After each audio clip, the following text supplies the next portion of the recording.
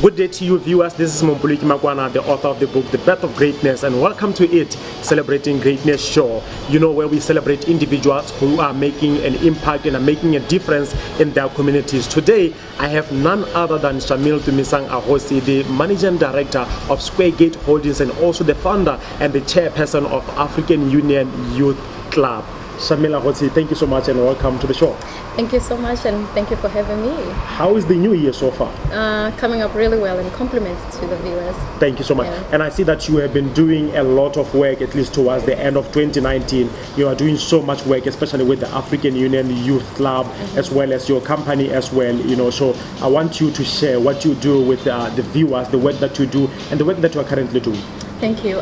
So I founded an organization called African Union Youth Club, and then it was adopted by African Union, the Southern Africa Regional Office, sometime in 2017, and they relaunched us. So ever since we've been doing, basically implementing the frameworks, tools, and programs of the African Union at grassroots level.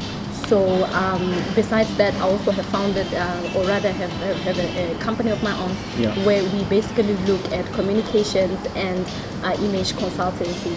So in essence, that's what has been very much keeping me busy. But just to delve deeper into the African Union Youth Club, we do quite a lot of policy advocacy, particularly policies that look at youth development in the region and Africa as a general. We have so many stakeholders who we've partnered with, the likes of your national youth development agencies across the region.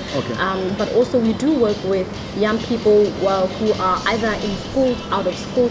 We work with youth as entrepreneurs. We work with youth also in the private sector, those who are either coming just from school as researchers and others. So our main focus is to make sure that we come up with programs, evidence-based programs that look at solving the current issues that young people are facing.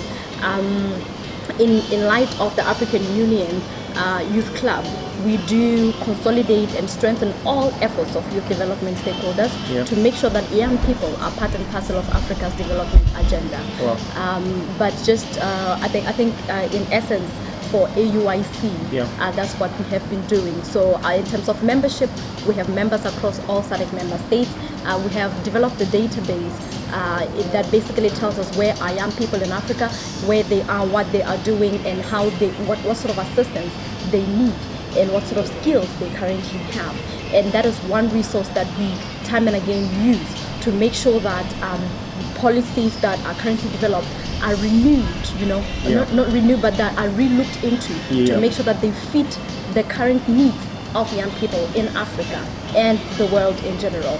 So we have been part and parcel of so many policy development programs, both at the regional level with the SADC Secretariat and both at the continental level with the African Union Commission. All right, someone from home, this is quite a lot of work that you do. Indeed. That's why we are hosting you here today to celebrate you.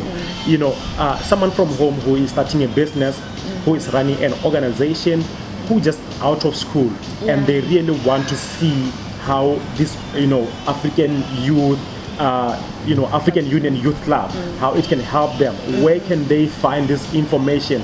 And I'm so happy, I want you to touch more on it, that these programs that you are coming up with, you are also doing research before you can advise. This is diagnosis. So you want to find out what are issues that young people are facing, and then you are able to come and tackle them through policy advocacy, right? And I remember some years back you were doing some research with one international organization where you were taking information across Africa, but you were based in Botswana, and you were traveling around Botswana cities to find out what are the needs that people need. Looking at those needs, which is one of the prominent one that you can say this is one of the things that were leading the issue, maybe unemployment, whatever. Which one of them was leading to say this is one of the things that we really found a higher need that we need to advocate for in terms of policy through the AUIC. Yes.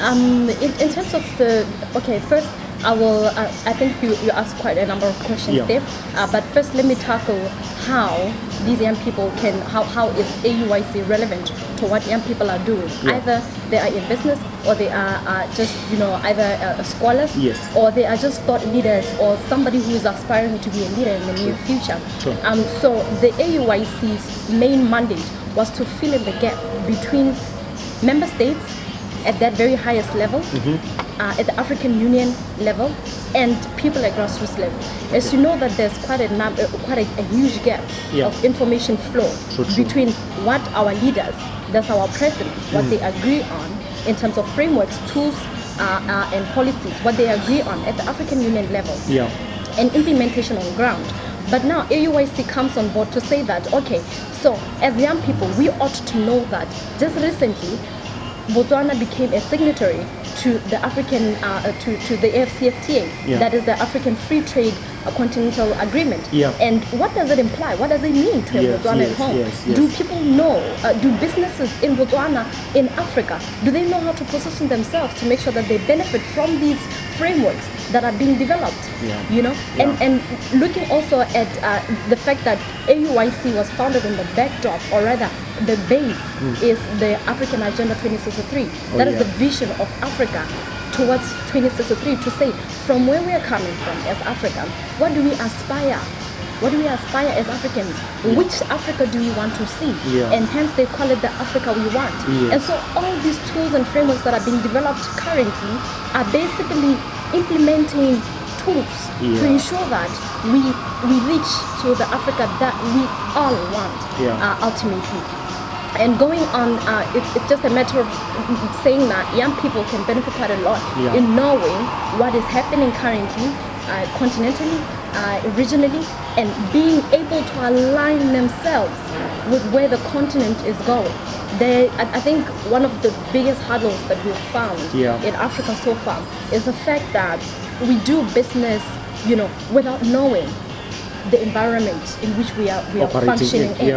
And with that comes a lot of not knowing. I mean, a lot of misinformation, but also misalignment in terms of where your country is going, because the country is, once it ratifies to certain protocols, it means that it's going to align all their policies and frameworks and programs towards the continental framework.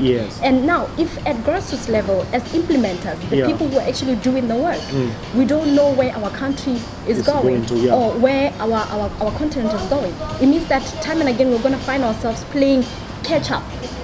And not only catch up, I think we end up thinking that we are not supported in our own personal projects, because we are not in alignment with where the country wants to go, where the continent wants to go.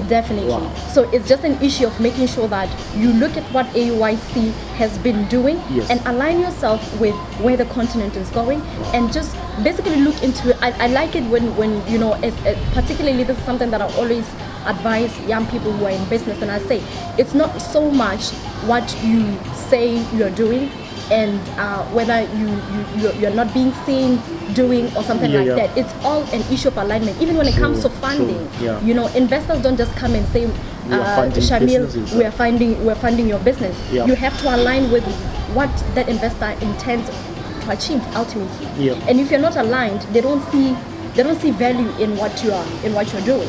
They might support out of just courtesy, general courtesy, but once you are aligned with where those investors want to go, then they have every reason to support. They don't have any reason to not support what you're doing. And secondly, it's one, information, which is quite very important in our area. Just before this, you had alliterated to the issue of knowledge-based economy and information in a knowledge-based economy. We can't achieve it without access to information and equitable access to information. It means that Motswana Kohai or any African who lives in the rural Africa, they need to have the same access to information that people in urban and peri-urban areas have. So this means that we feel the information gap in order for us now to move as one to achieve that knowledge-based economy. And knowledge is very powerful. Knowledge is important. And then secondly, you also asked about the research that I have conducted prior on a few years ago. It was just basically 2 years ago where we basically were mapping young people, what they are doing, what sort of impact they have, youth groups, youth as organizations, as individuals, as scholars, and one thing that I found, it was quite it was sad what we found out after that research. But I'll just illustrate to one that I think that it's still a pain even now to not just Botswana but the whole of Africa and the whole world in general, and that's the issue of unemployment. And in unemployment, I don't think the approach or the strategy of one size fits all works for us as Africans. You can't go and copy the strategies that South Africa is implementing or any other high-end economy is implementing in terms of solving issues of unemployment. True. First, you look at the fact that our economies are so diverse. True. Environments in which Africans are growing up in, or where these young people are basically operating in. It means that they're so diverse in nature, in status, and it's all about understanding what sort of unemployment are we dealing with in Botswana. Yes. Is it underemployment? That is when people are underpaid, or is it basically unemployment because young people, the market cannot uptake that which the schools are producing? Or secondly, is it the issue of the fact that this is just a generational thing that the system is unable to catch up with what it produces, and it's unable to diverse its economy in a sense that young people or just people in general are unable to be consumed into to be uptaken into jobs and all that. So now we're talking about issues of education mobility. Is our current education system mobile? Does it prepare for a young person for the near future? And in my perspective, it doesn't. And then secondly, the issue of the issue of unemployment is very, very diverse.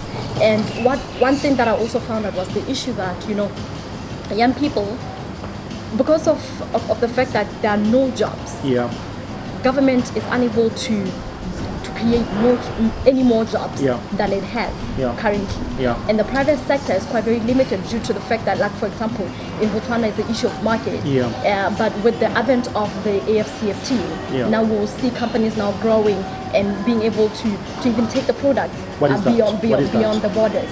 So the AFCFTA is a continental framework. It's the African Continental Free Trade Agreement. It's just an agreement that basically says that as Africans we need to buy African produce. We need to consume. So now it means that the market is now out. Issue of market, now we're taking it out. So now hopefully we will see now the private sector uptaking this and taking advantage of this advent to make sure that they benefit local communities. If private sector cannot step up to benefit local communities, then I don't think that we'll ever solve the issue of unemployment. But I'm not saying it's just the role of government and private sector to create jobs for young people. Young people have to know that they themselves are the custodians of their own development. It means that they have to now start looking around themselves, look for challenges, and develop solutions around those challenges, so that they can not only empower themselves, but they can empower the next young people as well. They can empower their communities empower their communities as well. So that is just basically what it entails. And we spoke of also, we can't really speak young people without speaking the issues of health. True. Access to health, access to quality medical assistance. And as you know, we have quite a number of diseases that have been hitting Africa and Southern Africa, to be quite precise. And our medical environment has not really been able to satisfy this very market that we're talking about. So health in Africa is a huge problem. Also unemployment, but also the issue of education. As you know, we have quite a number of people who are not really into the system. When you talk about the marginalized communities, now we're talking about people who, because of economies in which they, or the environment in which they grow up in, education is not really the first thing that is quite accessible to where they are. I want to chip in there in these diverse opportunities. I call these challenges opportunities. And especially that you have been exposed to different, like Denmark, being invited to speak there, you know, and so many other African countries that you've been traveling around. You know, how do we see young people rising up to create opportunities out of those problems? Unemployment, educational sector. I know at Prime Coaching there's a program we introduced called Teach to Impact, which is focused on empowering teachers and scaling them up to be able to deal with the 21st century learners. That's an opportunity for us. Definitely. Knowledge-based economy. Right now, as we are speaking, we are creating knowledge that other people don't know. Now, what do you think is the lacking part where young people can take these, you know, problems and turn them into opportunities, and or the government tomorrow can say, oh wow, we haven't been seeing this problem, but because you are addressing these issues, we can support you this way. And I'm of the belief that, you know, most especially in our economy locally, you know, the policies or the government normally, they come after you maybe have started something, after you have shown that you can take initiative, you can do something to make a difference. That's when we start seeing people celebrated, we start seeing people on papers and stuff like that. What's your advice to young people with regards to these vast problems we have in order to take advantage of that? On top of that, talk about the conference that you were attending, the Internet of Things, on how they can also take advantage of that. Yeah, thank you. So, in terms of being able to take initiative as young people, my advice is just very simple: to say that where you are, that is your whole market, that's your world. Look around your world and see, look into yourself, what sort of skills you have, what sort of talents that you have that can add value to your community. That's where you start. That is the research, because you are in that community, you live in that community, you know what sort of problems the people are facing in that community. You don't have to necessarily go to government, get a grant, or look for money somewhere else and all that. My friend and mentor, Busi Tembekwa, always says that, you know, an entrepreneur is somebody who takes initiative. You don't necessarily have to be having money, you know, or looking for funding, startup capital, for you to be able to start business. An entrepreneur is somebody who takes initiative. It means that with the little or with the nothingness that you have, it means that you find ways to start. And in starting, that is you adding value. And once you start adding value, that's when now money will start coming. Because people invest where they see value. And once they see value in what you're doing, then that's when now you start scaling. You know, you start now investing in one or two things that you have. And the main thing that we have, I think it's quite lacking, is the fact that everybody wants to start in urban areas. But there's quite a lot of opportunities in the rural areas, like locally in Botswana. There's quite a lot of business opportunities that are lying in the rural Botswana, and nobody is taking advantage of that. We all just want to come to Gabs, you know, the urban areas, go to Francistown or somewhere else, and that's where now people want to start. But people who know where real money is, they're not afraid of starting small. They're creating values for the marginalized. And these are the people when we talk about Agenda 2063, we are looking at inclusive economies. And once you are able, as a young person, as young as you may be, being able to identify these issues at marginalized communities, that's when you even attract the investors you never thought would show up. I like the gentleman from these hands where they're doing social entrepreneurship. You know, they are doing so well, and I've seen him going around speaking in different seminars and conferences internationally because of that. So what would be your word of advice to a young person out there who may be starting a business, who may be out of school, who may be still in school, to say, I want to start something? What's the word of advice, as we could say? My word of advice is start now. Don't wait until you graduate. Don't wait until, you know, don't wait for anybody to validate your idea. Start right where you are. You don't wait for anybody to validate your idea. You start where you are with what you have, and you scale from there. there's no miracle that's going to come with money coming from nowhere when you have not started. True. That is a misconception, and we, and particularly in Botswana and as Africans, we need to understand that for somebody to add value in your life, it means that you have to have started something. Yeah. And in starting something, sometimes it means starting from nothingness. True. And sometimes it means looking into, the assets that are already before us. It's sometimes going to Mumpuluki Makwana and saying, Mumpuluki, I see you have a land there that you have not really been using. Yeah. Can I start up a backyard garden and I'll give you whatever the agreement would be? Yeah. Or it basically means, listen, my friend, I know that you've done accounting, I know that you've done marketing, I know you've done graphic designing. Can we partner so that you do graphics, I will do the marketing, you do the accounting for the firm and all that, and we form a conglomerate. Yeah. And it's about coming together as Africans in oneness and supporting what another person is doing. Yeah. It means that as Shamil, I need to look deeper into what Mumpuluki is doing. Yeah. Map what sort of value I can derive from Mumpuluki, and what value I can give to Mumpuluki, and collaborate in that manner without jealousy, without feeling that in assisting somebody you're making them more richer than you are, and all that. So it's completely unnecessary. But in final, I would say we have access to ICTs as young people from our mobile phones. There are people who are making money from their phones, I included. There are people who make money, who add value in anything from nothingness, if you understand.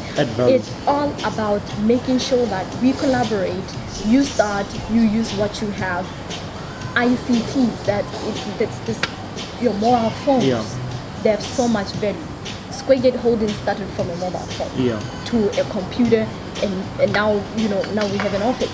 And it's just basically making sure that we add value. We've looked into what sort of challenges that people are having. Number one is the issue of image, that I know that people don't really pay a lot of attention to that image. Sometimes because of lack of confidence, sometimes because they never really thought that it had anything to do with how they are perceived in communities.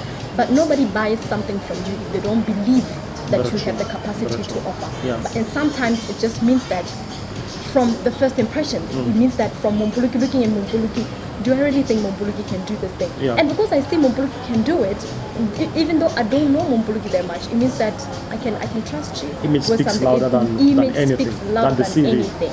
In fact, So people, stand up for yourselves. All right. I really like your story of how it began since you to join in the African Union Youth Club, where you had to pay for your own bus fee to attend a conference and ending up being nominated for that. So I think when you say start now, no one is coming. It's the words of Les Brown and Sweet Lawson, who said it's better to be prepared for an opportunity and not have one than to have an opportunity and not be prepared. Shamil, thank you so much for honoring our invite. Thank you for having me.